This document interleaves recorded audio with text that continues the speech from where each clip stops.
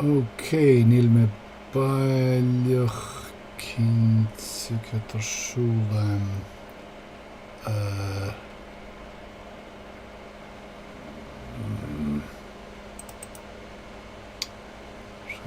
Snáib.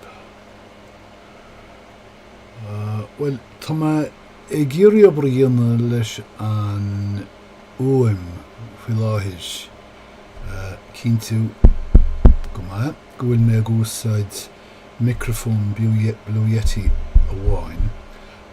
mar eiceas sibh trí no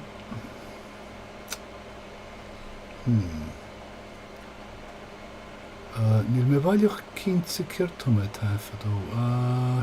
tá mé ag úsáid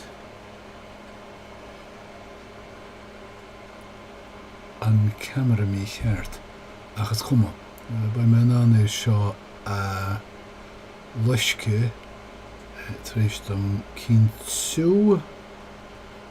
go rá an uaim cheartam sin nóid agus 8 nóid second tíag stoppi méis agus feici muid an úslódálaí seo.